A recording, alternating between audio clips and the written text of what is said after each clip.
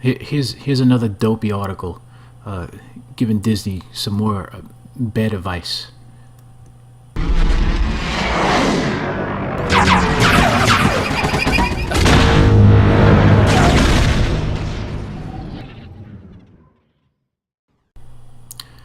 How's it going, everybody? This is Phil, and well, this is an interesting article. So it says Star Wars should resist bowing to the force of its most vocal fans. Written by Brian Lawry, or is it Brienne Lawry? Chateaubriand Lawry. So Star Wars should resist bowing to the force of its most vocal fans. Yeah, well, you can't have the inmates running the asylum. I will agree with that. But this isn't exactly a prison uprising either. This is more of a fan community voicing vocal displeasure with how a major corporation has managed to erode nearly 40 years of built-up goodwill in less than 4 years. So let's proceed, shall we? Brienne? Let's see here. Disney and Lucasfilm are dealing with the first conspicuous setback of their 5-year-old corporate marriage, as Solo, a Star Wars story, has fallen far short of gargantuan box office expectations. As opposed to being inconspicuous, making it easy for Lucasfilm to easily ignore or dismiss its fans and sweep them under the carpet and get back to the business of wrecking a franchise. Let's see here. While the studio ponders whether that requires adjusting course, a small, rebellious, and inordinately vocal quadrant of the fan community is delighting in and deriving an unfortunate message from those woes. And here's where the belittling continues. A quadrant would, that would insinuate 1/4 of the fan community has a major issue with the state of affairs at Lucasfilm under current management. If you operate a business and practically overnight you lose 1/4 of your customers, that's not something you ignore, Mr. Lawry. That is something that is a cause for major concern, and it's a serious indicator that there's a big problem that needs to be addressed. And you know what? They better adjust course and right the ship, like yesterday, because this doomsday clock has struck 12. Let's see. Solo delivered less than 30 million in its second weekend, plummeting to nearly 2/3 from its less than stellar opening, bringing its total just shy of 150 million. For a mere mortal movie, that would be just fine, but it's a pallid addition to the Star Wars universe, which has shattered box office records and routinely amassed huge returns. Okay, so 30 million, right? That's a nice number to work with, So I guess if our quadrant went to see this movie, then that number would be 40 million this weekend, right?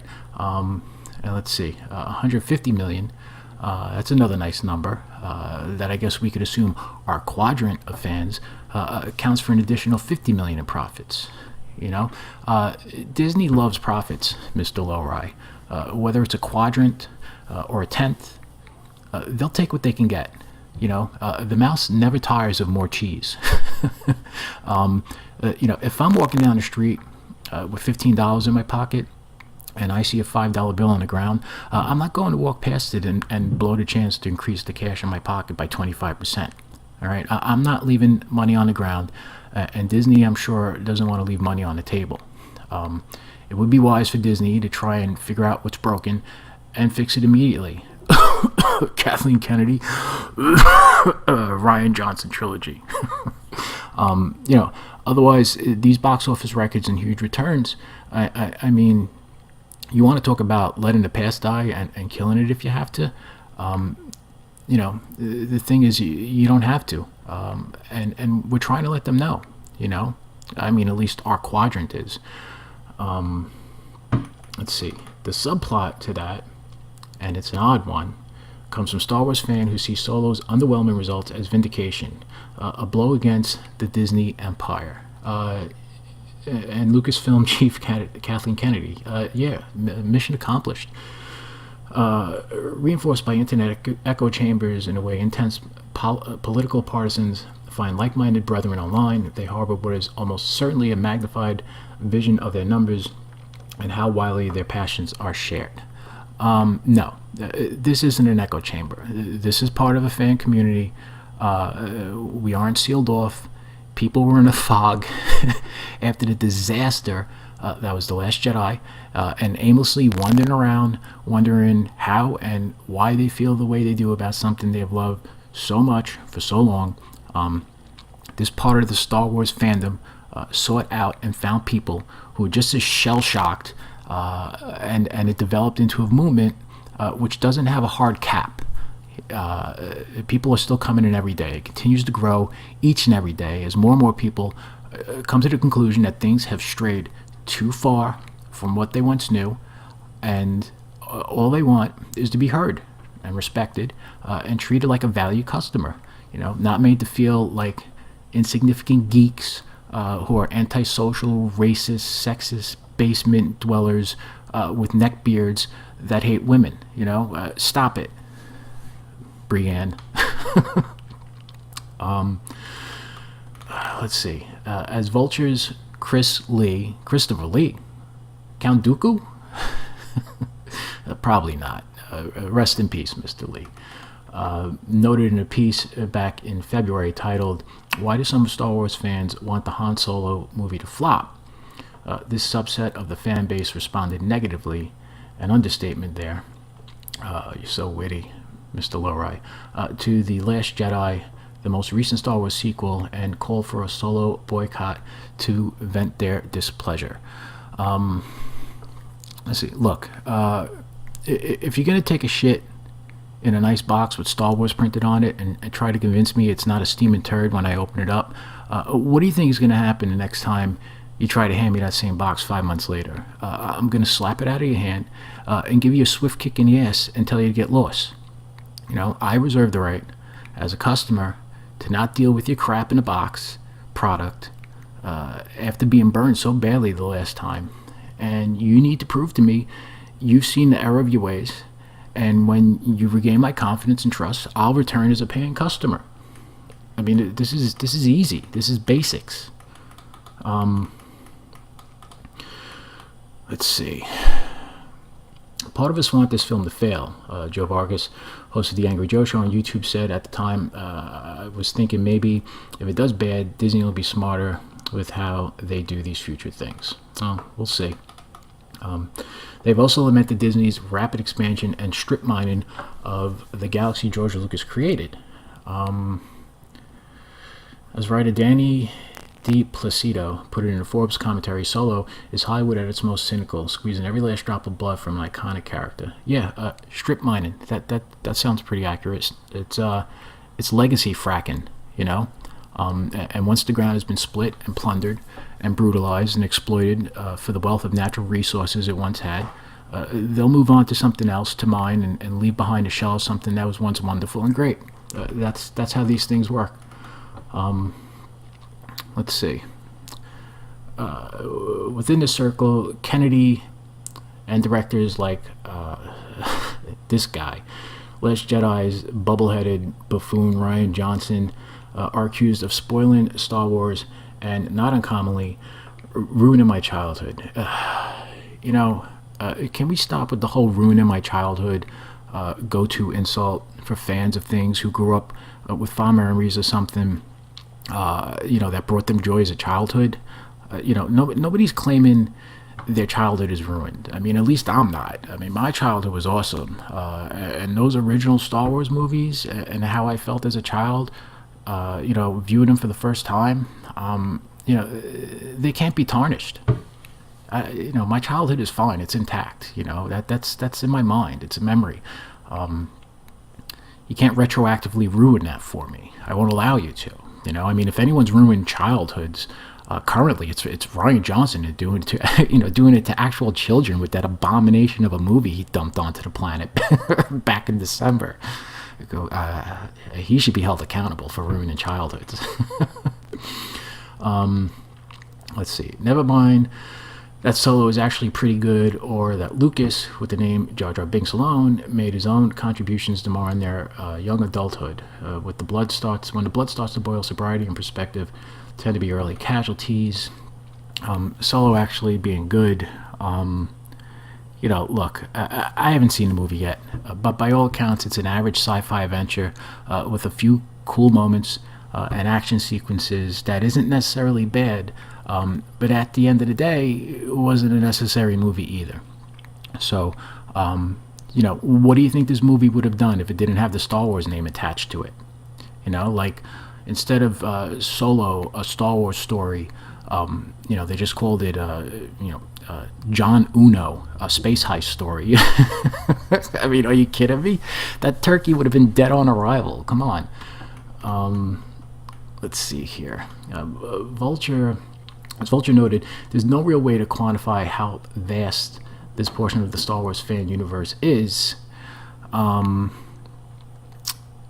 see. Indeed, with so many moving parts and variables to consider, it's difficult to grasp any clear message yet from Solo's underperformance, which of course has deterred the deluge of web traffic-driven hot takes trying to do just that. Disney Lucasfilm, meanwhile, have little incentive to do anything but be respectful in addressing. Be respectful, please do. Help yourself to some respect in addressing their most faithful consumers, since having people feel desperately invested in your product to the point of claiming a kind of ownership stake in it is the definition of a high class problem. That said, there's a slightly delusional quality to the victory lap being taken in comment sections and online forums, an assumption that these fans have made a statement that will only further embolden such demands. Listen, the statement has been made. We ain't buying what you're selling. It's time for a change. Let the past die. Kill it if you have to. Cray Double K, Kathleen Kennedy, Ruin Johnson, John Kasdan, and all the other offenders need to go. Goodbye. Help yourself to a mint on the way out. Have a cookie. See ya. Let's see. It's certainly possible that disappointment surrounding The Last Jedi, sentiment incidentally largely shared by this viewer. Good for you. Triggered a backlash that played a major role in Solo's weak opening, but it's beyond naive to think a subsection of fans can dictate Disney's broader strategy, since the studio didn't plunk down $4 billion for Lucasfilm to let it sit idle, or allow a small mob with internet pitchforks to call the shots. Again, belittling us.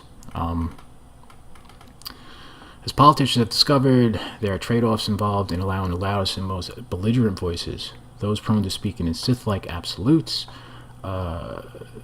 to define the terms of debate. I mean, do or do not. Yoda said that. He wasn't a Sith.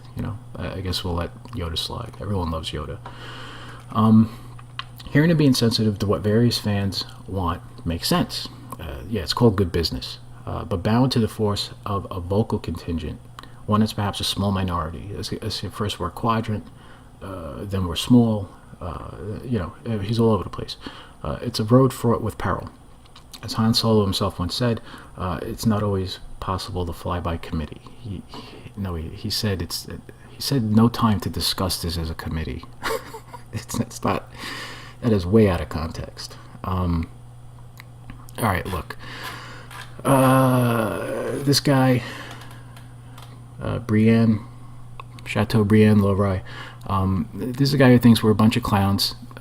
He thinks this is all a silly, frivolous joke. We're all a bunch of overreacting fanboys whose actual size and impact can't be quantified.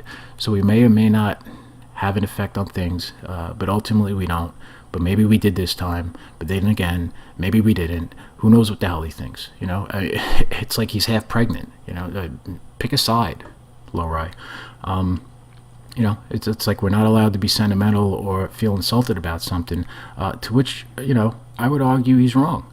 It's okay for people to feel passionate about something that brings them joy, and they feel protective over. Something that they have a strong sense of nostalgia for, and they want to pass this, they want to pass this down to their kids one day. Look, in the end, we all want to see Disney succeed with Star Wars. We want Star Wars to succeed very badly. I mean, like in the worst way. I mean, we're dying to have a reason to open our wallets and buy the tickets and the T-shirts and the collectibles and the toys. I mean, more. Give it to me. But make it good.